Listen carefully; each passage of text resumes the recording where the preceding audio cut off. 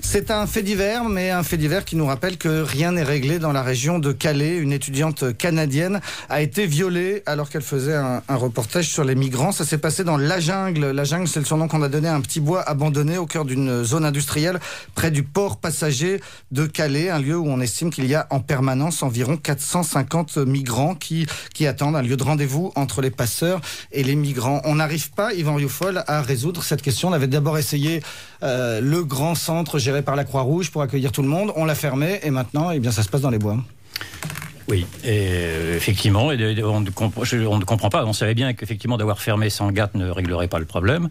Maintenant, on entend les discours des hommes politiques, en tout cas du gouvernement, nous disant que les sans-papiers sont expulsés ou sont mis dans des centres de rétention. On voit bien qu'il n'en est rien non plus, puisque les sans-papiers sont là, ils sont même laissés à eux-mêmes. Et donc, on voit bien qu'on n'a pas les éléments.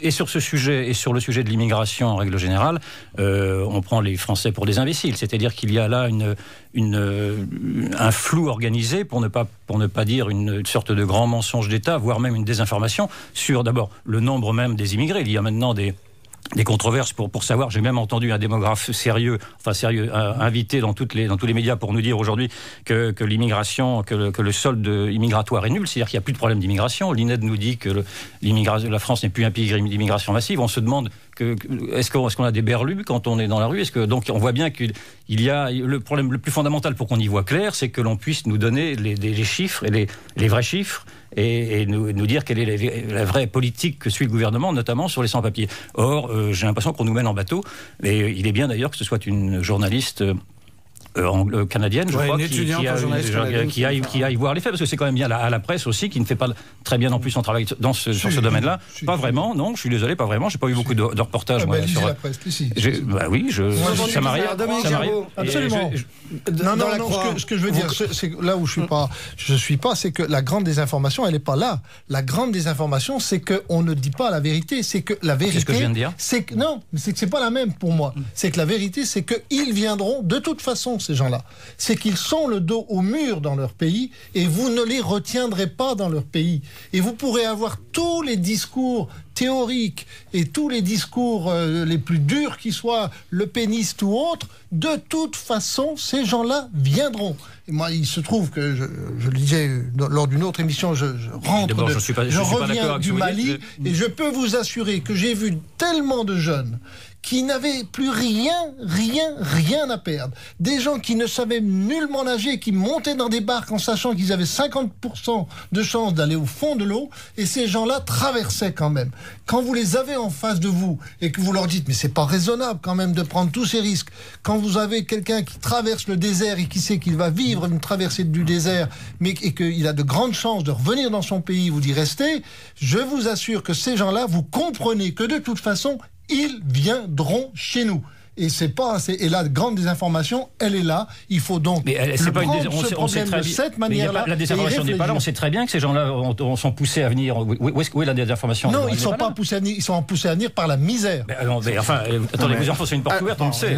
Alberto Toscano, problème qui concerne l'Italie au premier chef. Il y a 3 jours, un petit bateau avec 71 personnes à son bord a coulé dans la Méditerranée, dans les eaux de Malte, et seulement 8 personnes ont été sauvées. Donc, ça a été une énième catastrophe. Et d'un côté, c'est vrai que nos pays sont considérés comme une Mecque, un paradis par des personnes qui habitent dans d'autres pays autour de nous. Et de l'autre côté, moi, j'ai l'impression vraiment qu'il faut une politique de fermeté. Et là, je suis pas d'accord. Je parlais de Le Pen, discours le peniste. Je ne crois pas que le discours de la fermeté soit un discours. Évidemment, non. Dominique a dit il y a des discours le penistes. Laissons tomber ce langage. Venons il y a une sensibilité et parfois une hypersensibilité de l'opinion publique qui est compréhensible, parce que les gens de Sangatte, les gens qui habitent dans des lieux où il y a des centaines de personnes qui vivent dans des bois, dans la jungle, comme on l'appelle, et qui menacent réellement, la preuve, alors ils ne sont pas les seuls à menacer, ils ne sont pas les seuls dangereux. Je ne dirais sûrement pas qu'ils sont les seuls délinquants, mais quand même, il est évident que le risque augmente dans un certain contexte social. Et une politique de fermeté, à mon avis, est une politique nécessaire. Et je ne crois pas que le résultat soit le même que si nous ouvrons les portes à tout le monde ou si nous conduisons une politique de fermeté. Et je ne pense pas que sur ce terrain, la fermeté soit une logique de droite. La preuve est que déjà le gouvernement Rocard et ensuite Chevènement, quand il était ministre de l'Intérieur du gouvernement Jospin, ont été sensibles sur ce terrain. Clara Dupont-Mono du journal Marianne. Mais avant tout, le problème a quand même été qu'avant de penser à fermer ou ouvrir les portes de France, on a d'abord fermé le centre de Sangatte, ce qui n'est pas tout à fait la même chose. Et pour moi, c'est là où je suis d'accord avec ce que disent Alberto et Dominique, à ceci près qu'on voit bien quand même à la lumière de ce qui vient d'être dit, à quel point la fermeture de Sangatte fait partie de ces petites hérésies politiques, dont l'histoire politique d'ailleurs est jalonnée. Ça va de la micro-hérésie, par exemple les cravates en crochet de Pierre Jox, par exemple, qui sont une hérésie à elle seule, à la macro-hérésie comme celle-là, en passant par, après selon moi, le CPE, les 35 heures à l'hôpital, etc. Ce sont ce genre de décisions politiques dont d'abord la population ne les comprend pas, et ensuite fondamentalement, qui transforme une situation bancale en bazar absolument innommable et en zone dangereuse. C'est exactement ce qui s'est passé là. Et là où c'est très dangereux, Alberto parlait d'hypersensibilité justement de l'opinion publique, c'est que vous vous rendez compte, en écoutant un peu les gens, que dans la grande foire aux amalgames dangereux, vous aviez jusqu'à présent de plus en plus musulmans égale intégristes, vous aviez juifs égale envahisseurs, vous aviez féministes égale castratrices, et bien maintenant, évidemment que commence à se profiler sans papier égale violeur. C'est toute une population qui est complètement stigmatisée en creux. La violence de la situation, la fermeture de Sangatte, n'a fait que accélérer cette barbarie latente. Et voilà à quoi on arrive.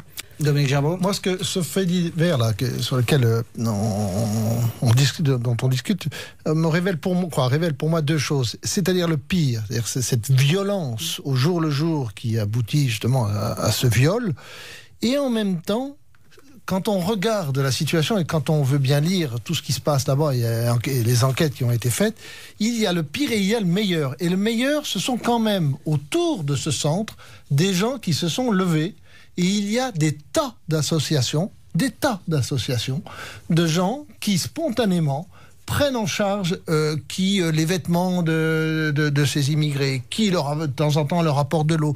Vous avez vu, je suggère à Yvan de relire ces enquêtes, il y a des associations qui ont lancé de solidarité spontanée. Il y en a une qui s'appelle Salam. Soutenons, aidons, luttons, agissons pour les immigrés. On voit bien le mot Salam qui veut dire paix. Et on voit bien que dans la pire des situations, il y a des gens qui font une forme de résistance passive qui est assez remarquable. Et là-bas, il y a tout un réseau de solidarité. Et ça, il faut le dire. Et ce réseau de solidarité est extrêmement mal vu par les autorités. Les responsables sont souvent sur écoute parce qu'ils racontent ensuite que lorsqu'ils donnent rendez-vous à un migrant, hop, il se trouve qu'il y a un policier qui est là au rendez-vous. Et donc, il y a le pire et parfois le meilleur. Il faut aussi parler du meilleur. Alberto Toscano. Le meilleur existe effectivement, et ça existe dans tous nos pays, parce que ces personnes, pour arriver à Sangatte, ont traversé l'Europe, et dans chaque pays, ils ont probablement trouvé des personnes généreuses. L'Europe est pleine de personnes généreuses. Le problème est que quand certaines situations deviennent extrêmement graves. Les problèmes liés à l'immigration pour nos opinions publiques, que ce soit l'allemande, l'italienne, et la française et l'espagnole, aujourd'hui devient extrêmement des sujets sensibles sur lesquels on joue d'ailleurs aussi des campagnes électorales, comme on a vu d'ailleurs en Italie récemment. Et ce thème doit être ne peut pas être abordé que pour la générosité des peuples. Et parce que sinon, un jour, les peuples arrêtent d'être généreux et deviennent extrêmement méchants par contre. Et on a besoin d'une politique européenne sur le terrain de l'immigration. Et cette politique européenne doit être aussi une politique de fermeté. Et quand il y a des expulsions, je suis désolé, certaines expulsions sont nécessaires. Alors là, vous nous laissez sans voix. Alberto Toscano qui veut lui répondre. Yvan Rieufol, on sait que vous êtes plutôt d'accord avec ça. Comment pouvoir dire le contraire? On va quand même pas dire que les expulsions sont insupportables. Elles sont peut-être insupportables naturellement pour ceux qui en sont les victimes, mais enfin naturellement les expulsions sont nécessaires. Vous êtes clandestin, vous n'avez aucun droit juridique à rester dans un pays. Moi je serais dans un pays étranger, et si je serais clandestin, je serais expulsé immédiatement. Et donc oui, naturellement les expulsions sont évidemment nécessaires. Clara Dupont-Moreau.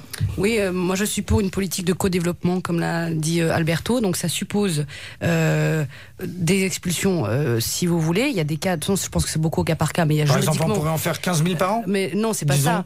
D'abord, la politique des quotas, je trouve, est totalement stérile. En revanche, vous avez quand même, juridiquement parlant, parfois ça se justifie, c'est vrai, mais en contrepartie, il y a cette fameuse politique de co-développement à appliquer, évidemment. Oui, mais enfin, la politique de co-développement, elle est à échéance de 30 ou 40 ans. C'est déjà pas mal. Parce que le problème est un problème d'urgence, vous le savez aussi bien que moi. Enfin, c'est aujourd'hui et urgemment qu'il faut régler ce problème-là. Ça dépend, vous avez un système de bourse, par exemple, universitaire, qui est à revoir entièrement, par exemple. Je vois pas le rapport. Mais si, un politique de co-développement, bien sûr que si. Vous avez à un moment des gens à l'étranger qu'il faut aider. D'accord, mais enfin, là, ce ne sont pas des étudiants qui viennent... Ça dépend, vous avez de tout, hein, je vous signale. D'accord, alors si vous vous renseignez un peu, vous avez de tout, c'est pas uniquement le regroupement familial. Écoutez, c'est dans la série Le déni des réalités, là on touche le fond.